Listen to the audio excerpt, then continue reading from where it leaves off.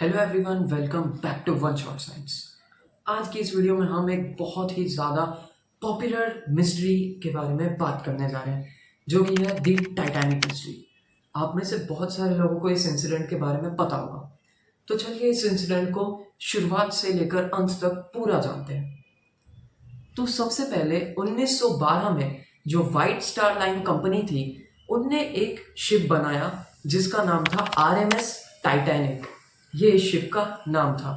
ये जो शिप थी, ये उस टाइम की सबसे महंगी, सबसे बड़ी और सबसे लग्जूरियस शिप भी थी। ये जो शिप थी, इसको बनाने का जो कॉस्ट था 1912 में, वो था $7.5 मिलियन। अगर हम आज की महंगाई के हिसाब से इसे कैलकुलेट करें तो ये जो फिगर है ये कुछ $190 मिलियन या फिर $200 मिलियन तक भी हो सकता है। Amazing! तो आपको इस फिगर से अंदाजा लग गया होगा कि 1912 में इस शिप को बनाने के लिए कितना ज्यादा खर्चा किया गया था। अब ये जो कंपनी थी व्हाइट स्टार लाइन, जिनने टाइटैनिक को बनाया था, उस कंपनी के वाइस प्रेसिडेंट जो थे, उनने एक बोल्ड स्टेटमेंट दिया था कि जो टाइटैनिक है वो अनसिंकेबल है। हाँ, ये अनसिंकेबल है। कुछ भी हो जाए, ये जो शिप है ये डूब नहीं सकती।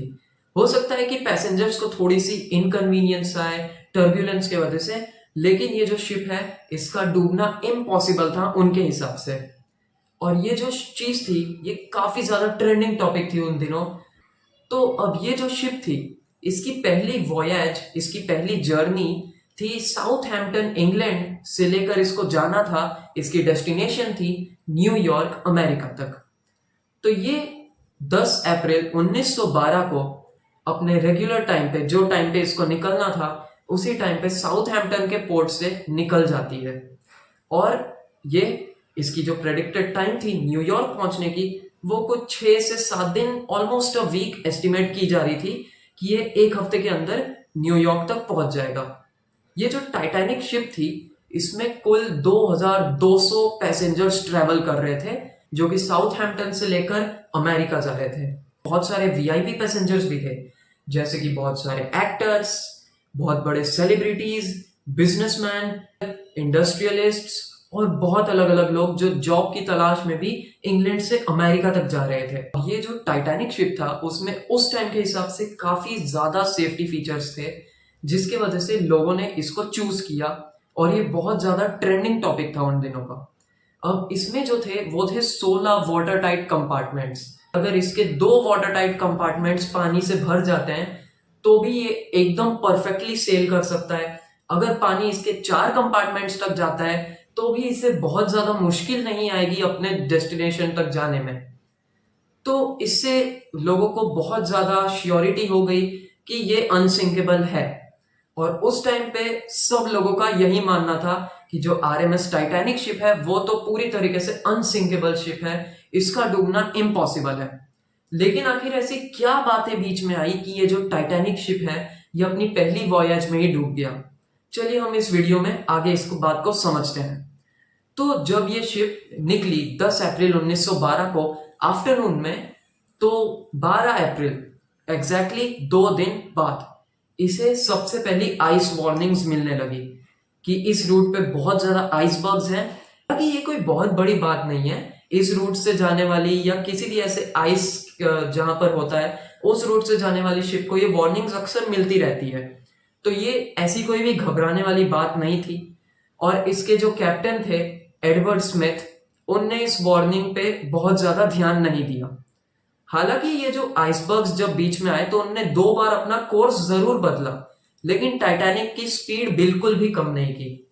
तो अब 12 अप्रैल के 3 दिन बाद 15 अप्रैल को जो क्रो नेस्ट होता है, शिप का एक पार्ट होता है, जो कि आपको स्क्रीन पे उसकी फिगर आ रही होगी, वो उसमें हमेशा 2 लोग या 1 आदमी बैठा रहता था, ताकि वो देख सके आगे कोई ऑब्स्ट्रक्शन या कोई भी ऐसी चीज जिससे शिप को खतरा हो, वो तो आगे नहीं है। कोई भी मतलब टर्बुलेंस वाली चीज आगे तो नहीं है।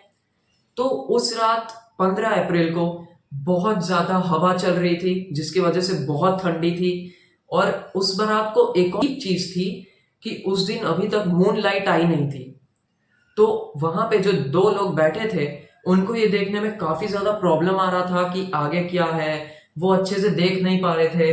प्लस जब इतनी ठंडी हवा बहती है तो आपका विजन जो है वो अपने आप थोड़ा बहुत कम हो जाता है और आप पूरे क्लियरली नहीं देख सकते कि आगे क्या है।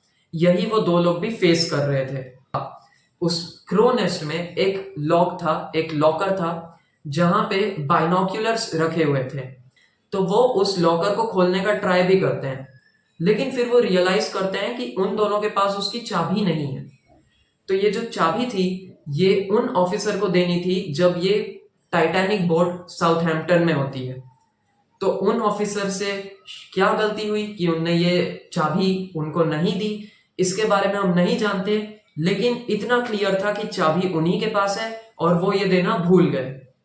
तो अब ये भी आप सोचोगे कि ठीक है, ये तो अनसिंकेबल शिप है ना, तो ये तो छोटी प्रॉब्लम है। अब इससे इतना बड़ा भी कोई ड्रास्टिक चेंज नहीं आ जाना चाहिए इस पे कि ये जो शिप है ये पूरी तरीके से डूब जाए, सिंक कर जाए।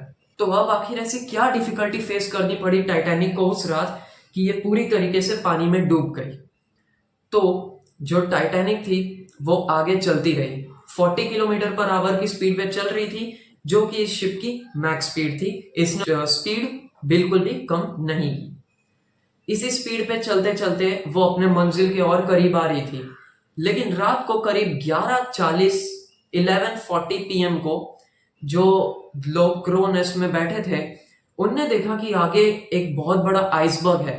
लेकिन क्योंकि उस रात बहुत ज्यादा हवा जा रही थी और मून लाइट भी नहीं था, तो उनको मतलब बहुत देर बाद दिखा कि आइसबर्ग है, जब वो उनके एकदम सामने था। तो जब तक उनने इन्फॉर्म किया, उस इंफॉर्मेशन को कैप्टन तक पहुंचने में ही बहुत लेट हो गया कि वो अपने शिप का कोर्स चेंज करें। इसीलिए जो आइसबर्ग है उसने टाइटैनिक को उसके लोअर राइट एरिया पे हिट किया। एक बहुत बड़ा डैमेज टाइटैनिक को इससे डील करना पड़ा और कैप्टन जो थे वो काफी ज्यादा शॉक्ड थे कि इतना बड़ा टर्बुलेंस इस शिप पे कैसे आ सकता है। फिर जो कैप्टन थे वो एक और एनालिस्ट के साथ जाके चेक कर रहे थे टाइटैनिक के मैप से कि आखिर इसको कितना बड़ा डैमेज आया होगा उस आइसबर्ग से। वो जो आइसबर्ग है उसका जो वेट है वो करीब 1.4 मिलियन टन्स बताया जाता है साइंटिस्ट के द्वारा। तो भी आप सोच सकते हैं कि ये कितना बड़ा फिगर है और कितना मैसिव डैमेज डील हुआ होगा टाइटैनिक को। अब जो कैप्टन एनालिस्ट के साथ एग्जामिन कर रहे थे कि आखिर इस शिप को कितना डैमेज आया होगा, तो वो बहुत ज्यादा शॉक्ड हो गए ये चीज देख के कि जब अगर उनने एस्टिमेट डैमेज के हिसाब से जो साउंड आ रहा था उसके हिसाब से जब इसको एस्टिमेट किया कि हाँ इतना डैमेज हो सकता है आया होगा, तब वो काफी ज्यादा शॉक्ड हो गए। क्यों? क्योंकि उनने जो एग्जामिनेशन किया उससे उनको ये पता चला कि ये शिप अब डूब सकता है। तो वो अपने ऊपर मैसेज भेजते हैं कि कोई भी और शिप हेल्प के लिए आ जाए उनको बचाने के लिए। तो तब भी ऑफिस में बैठे एक आदमी तक ये मैसेज जाता है। वो 20 मिनट्स तक कंटिन्यूसली सिग्नल्स भेजते रहते हैं आसपास के रडार में कि कोई भी और शिप अगर टाइटैनिक के आसपास है तो वो आए और उसको रेस्क्यू करे। तो 20 मिनट तक लगातार सिग्नल्स भेजने के बाद आरएमएस कपेडिया, जिसका नाम आपको स्क्रीन पे भी मिल जाएगा, वो जो शिप थी उसने फाइनली इस सिग्नल को रिस्पॉन्ड दिया और 107 किलोमीटर दूर है टाइटैनिक से। और अगर हम अपनी फुल स्पीड में भी जाएं तो भी हमें टाइटैनिक तक पहुंचने के लिए लगभग 3.5 आवर्स तो लगेंगे ही लगेंगे। इससे ये तो हमारी फुल स्पीड के हिसाब से है और हमें बहुत जगह पर अपनी स्पीड स्लो भी करनी पड़ेगी। फिर भी उनको ये ऑर्डर मिलता है कि वो जितना तेज हो सके उतना तेज टाइटैनिक को रेस्क्यू कराने जाए। लेकिन मेन बात यह है कि क्या टाइटैनिक इतने बड़े डैमेज के साथ भी और 3.5 घंटे अपने आप को होल्ड कर पाएगी? तो अब देखो, जैसे जैसे टाइम बीतता गया कोई ना कोई एक्शन लेना जरूरी था, क्योंकि जो टाइटैनिक था वो धीरे धीरे कर्व होता जा रहा था, क्योंकि इसके 6 वाटर टाइट कंपार्टमेंट्स तक पानी भर गया था। तब ये जो शिप है टाइटैनिक, आरएमएस टाइटैनिक, ये टिल्ट होना चालू कर देती है। तो इसीलिए ये कुछ लोगों को लाइफ बोट का यूज करके यहाँ से शिप से उतारा जा रहा था ताकि ज्यादा से ज्यादा लोगों लेकिन अभी यहाँ पर भी एक बहुत बड़ी प्रॉब्लम थी कि ये जो बिलीव था लोगों का कि ये अनसिंकेबल है, इसके वजह से यहाँ पर भी एक बहुत बड़ी प्रॉब्लम आती है कि जो टाइटैनिक था उसमें 2200 पैसेंजर्स ट्रेवल कर रहे थे, लेकिन लाइफ बोट थे सिर्फ 20। और अब ये जो कैपेसिटी है एक लाइफ बोट की, उन सबको ऐड करें तो टोटल के टोटल मैक्सिमम अप्रोक्सीमेटली 1200 पीपल, बस 1200 लोगों की ही जान बचाई जा सकती है, और ट्रेवल कर रहे थे 2200 लोग। अब ये वापस इसीलिए हुआ था क्योंकि टाइटैनिक को तो लोग अनसिंकेबल मानते थे, इसीलिए लाइफ बोट्स भी इसके अंदर सफिशिएंट नहीं थे। सबसे पहले लाइफ बोट में जो गलती थी वो थी पैसेंजर्स की, जो कि अभी भी यही मान रहे थे कि टाइटैनिक तो अनसिंकेबल है ना। और वैसे भी vice president white star line company के, जिनने स्टेटमेंट कहा था कि लोगों को सिर्फ टर्बुलेंस आ सकता है, इनकन्वीनियंस आ सकता है, लेकिन जो टाइटैनिक है वो डूबेगी नहीं, अनसिंकेबल है। अब इसी को याद करते हुए उन्होंने सोचा कि हाँ हो सकता है थोड़ा बहुत इनकन्वीनियंस हो, लेकिन ये तो अनसिंकेबल शिप है तो ये डूबेगी नहीं। इसीलिए जो पैसेंजर्स थे, 60 पैसेंजर्स की कैपेसिटी थी उस लाइफ बोट में, लेकिन सिर्फ 28 टू 30 पैसेंजर्स ही उस लाइफ बोट में चढ़े थे जो सबसे पहले गई थी। ऐसे करते करते 20 लाइफ बोट्स को चला दिया जाता है कि जो पैसेंजर्स थे वो अपनी जान बचाए।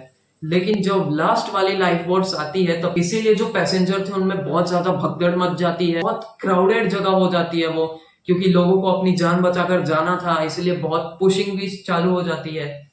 लेकिन फाइनली बहुत कम लोग इस लाइफ बोट का यूज करके अपनी जान बचा पाए, और रात को 2:20 पे ये जो टाइटैनिक थी ये दो हिस्सों में टूट गई, और 1500 passengers including the captain Edward Smith, जिनने लास्ट तक आरएमएस टाइटैनिक को नहीं छोड़ा, वो भी इस शिप के साथ नॉर्थ अटलांटिक ओशन में डूब गए और उनकी लाइफ यहीं पे खत्म हो गई। अब आप सोचोगे कि वो जो लोग थे उनको स्विमिंग करना नहीं आता था क्या? हो सकता है आपके मन में फनी सा ख्याल आए। तो अब देखो, स्विमिंग करना इस पानी में बहुत ही ज्यादा मुश्किल था। इस पानी में तो हाथ रखना भी बहुत ही ज्यादा मुश्किल है, क्योंकि ये जो पानी है इसका टेम्परेचर उस रात था -2 डिग्री सेल्सियस। और उसका यूज करके चले गए थे, उनका क्या हुआ? तो अब आप सोचोगे कि बाकी के जो पैसेंजर्स थे जिनने लाइफ बोट का यूज किया था उनका क्या हुआ? वो बच पाए या वो भी डूब गए? तो अब देखो कि आरएमएस कपेडिया, जो कि अपने प्रेडिक्टेड टाइम 3 साढ़े 3 घंटा उसने बोला ही था, उसी टाइम के अराउंड टाइटैनिक के रेस्क्यू के लिए आती है। लेकिन तब वो देखती है कि जो टाइटैनिक है वो पानी में डूब चुकी है, लेकिन जितने लोग लाइफ बोट में हैं उनको वो शिप रेस्क्यू कराती है। उनका सेफ रेस्क्यू हो गया था आरएमएस कपेडिया के द्वारा। तो आपने देखा ही होगा कि टाइटैनिक की जो स्टोरी है वो कितनी ही सैड स्टोरी है, जिसमें पूरे के पूरे 1500 लोगों को अपनी जान गंवानी पड़ी। और अगर आप टाइटैनिक के सिर्फ साइज कंपैरिजन को ड्रॉ करना चाहते हो और इजीली,